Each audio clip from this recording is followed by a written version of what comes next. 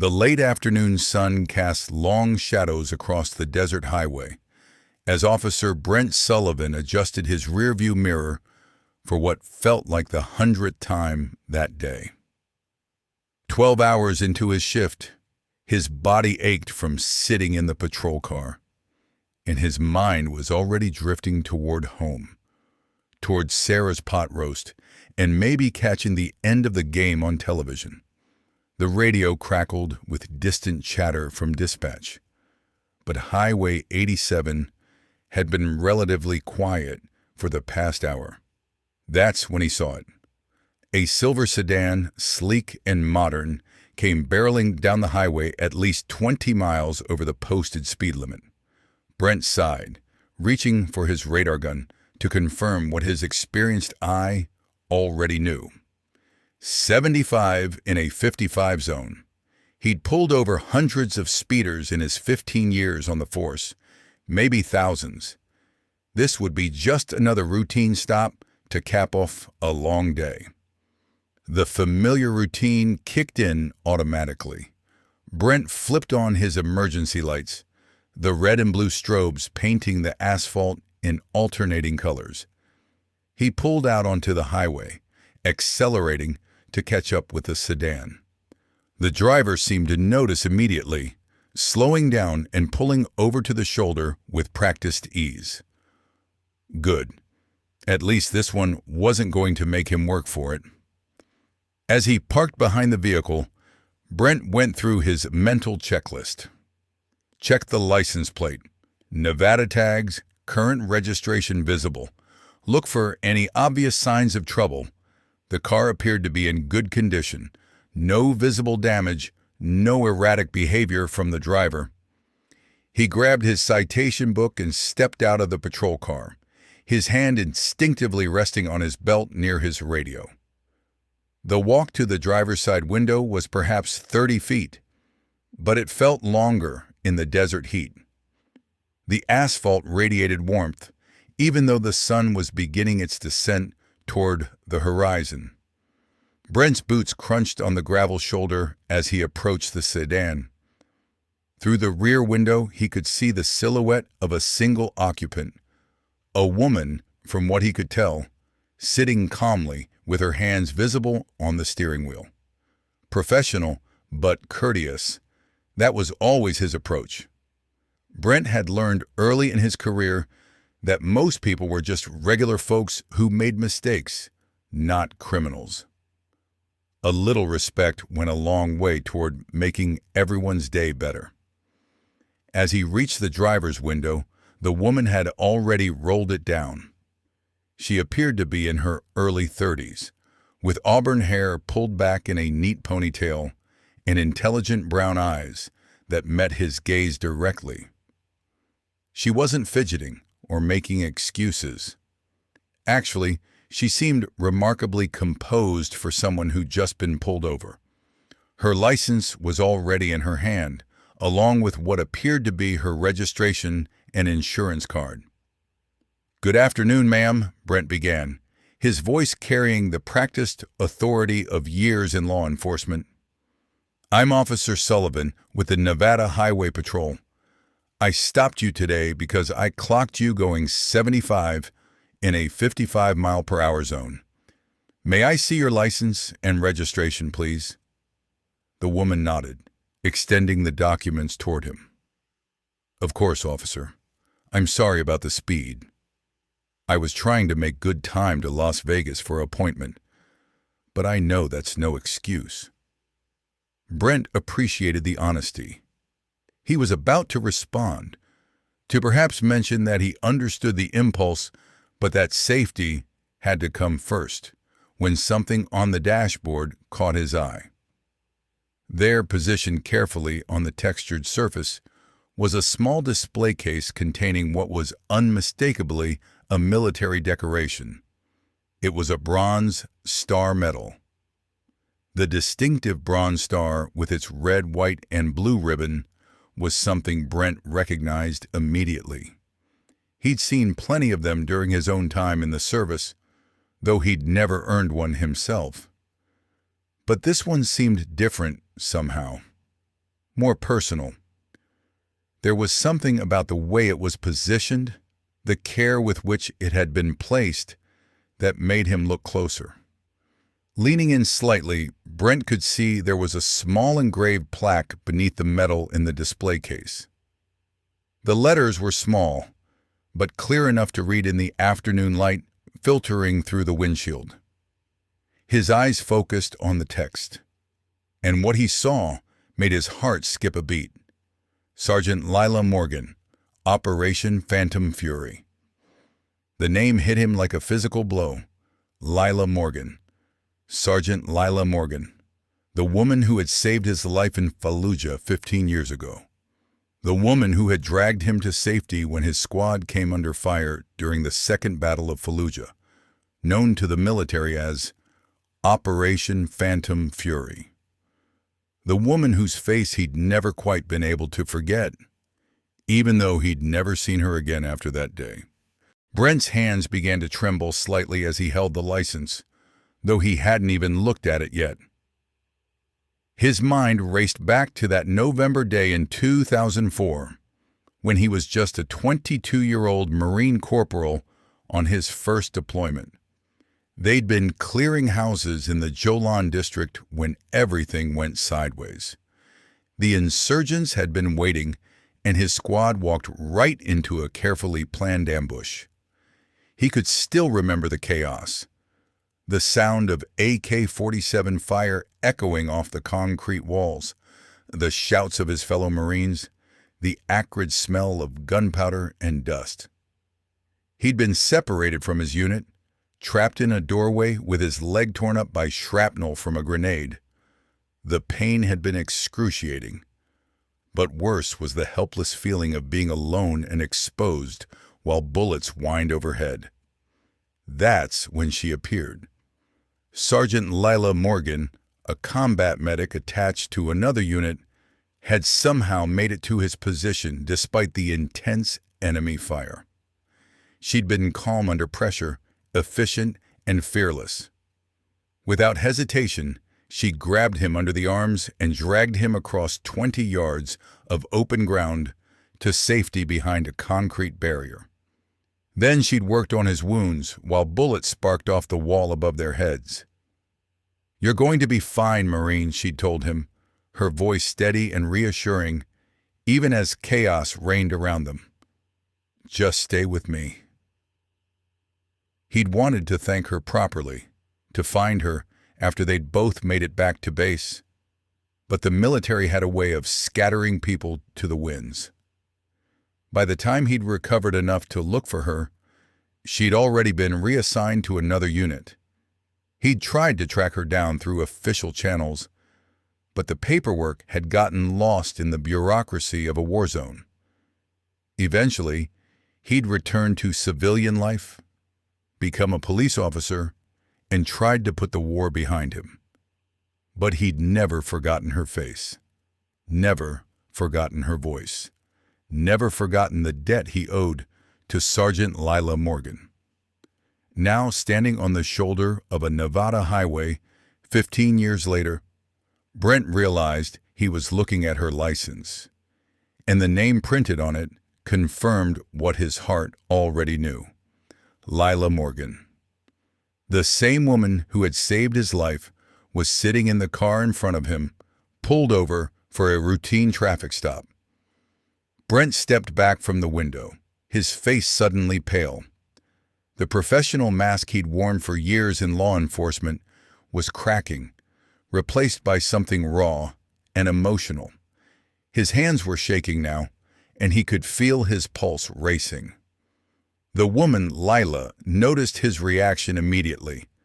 Her composed demeanor shifted to concern as she saw the change in his expression. "Is something wrong, officer?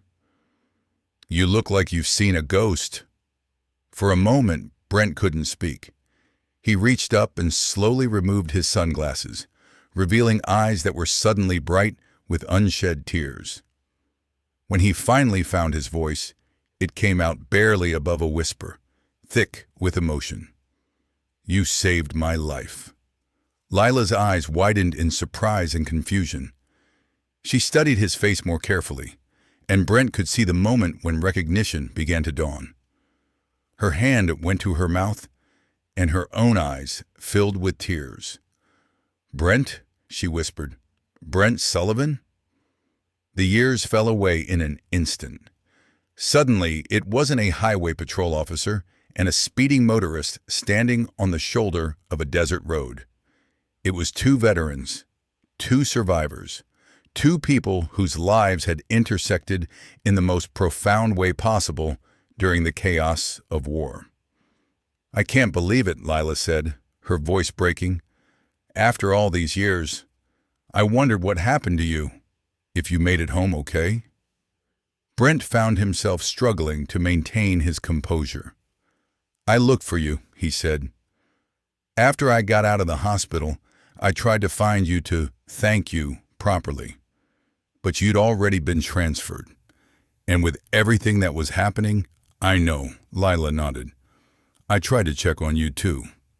The corpsman told me you were going to be fine, but I never found out if you made it back to the States safely."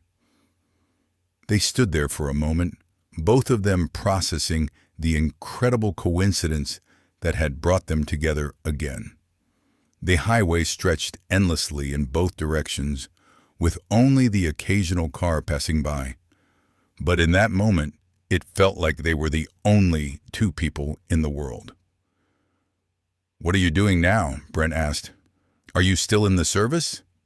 Lila shook her head. "I got out in 2010. I'm a paramedic now, working in Las Vegas. I guess I couldn't quite leave the life-saving business behind." She smiled through her tears. "What about you? Obviously, you're keeping people safe in a different way." 15 years with the Nevada Highway Patrol," Brent said. "I guess we both found ways to keep serving, just in different uniforms." The conversation flowed naturally from there, as if the 15 years between their last meeting had compressed into minutes. They talked about their families, Brent's wife, Sarah, and their two kids, Lila's husband, Mike, and their daughter, Emma. They talked about their careers, their struggles with readjusting to civilian life, their ongoing efforts to process their experiences in Iraq. "I still think about that day," Lila admitted. "Operation Phantom Fury. I treated a lot of wounded Marines during that deployment, but I remember you specifically. You were so young, and you were trying so hard to be brave, even though you were scared out of your mind." "I was terrified," Brent admitted. "But when you showed up, when you started taking care of me, I felt like everything was going to be okay. You had this way of making people feel safe, even in the middle of hell." "That's what we were trained for," Lila said. "But honestly, I was scared too. We all were. The difference was that we couldn't let it show." They talked about the friends they'd lost, the battles they'd fought, the long journey of healing that had followed their return home.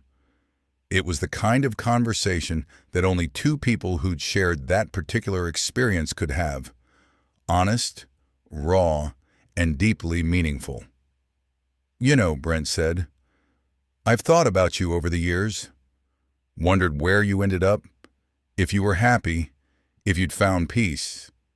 I used to imagine that maybe someday our paths would cross again, but I never really believed it would happen." "I'm glad it did," Lila said. "I'm glad we both made it home, that we both found good lives.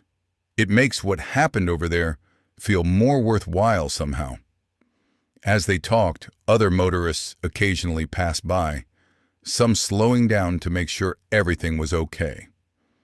But neither Brent nor Lila seemed to notice.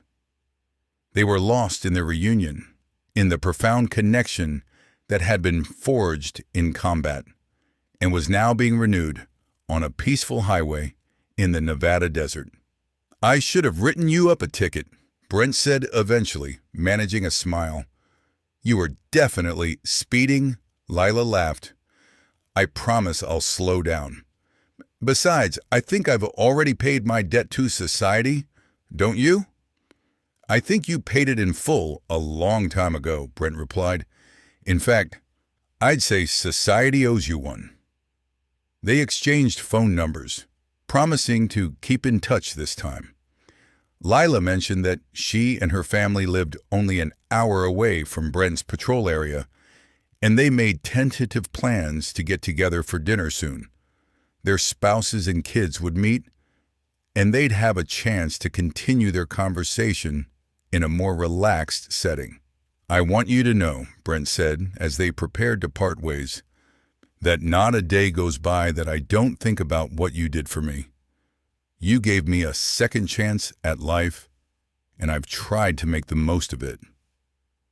That's all any of us can do, Lila replied. Make the most of the time we're given. As Lila prepared to get back in her car, Brent stopped her one more time. Lila, he said, I know this might sound strange, but I'm glad you were speeding today, she smiled. You know what? So am I. They embraced then, a quick but heartfelt hug between two people who had shared something extraordinary. When they separated, both of them were crying openly, but they were tears of joy and gratitude rather than sadness. Brent watched as Lila drove away, her silver sedan disappearing into the distance as she continued toward Las Vegas. He stood there for a long moment, watching until her car was just a speck on the horizon. Then he walked back to his patrol car, sat down behind the wheel, and took a deep breath. The radio crackled with routine chatter from dispatch, but Brent barely heard it. He was thinking about fate, about the strange ways life had of bringing people together. He thought about the young Marine he'd been 15 years ago, lying wounded in a doorway in Fallujah, and about the woman who had risked her own life to save his. He thought about the long journey that had brought them both to this moment, this chance encounter on a desert highway. As he pulled back onto the highway to continue his patrol, Brent felt something he hadn't experienced in a long time, a sense of completion, of closure. The war in Iraq had ended for him officially years ago, but in some ways, it had never really ended. There had always been loose ends, unfinished business, people he'd wanted to thank, but never had the chance to find. Now at least one of those loose ends had been tied up. One debt had been acknowledged. One hero had been properly thanked. The sun was setting now, painting the desert sky in brilliant shades of orange and red. Brent thought about going home to Sarah and the kids, about the story he'd have to tell them about his day. They'd probably find it hard to believe the incredible coincidence, the reunion with the woman who'd saved his life all those years ago.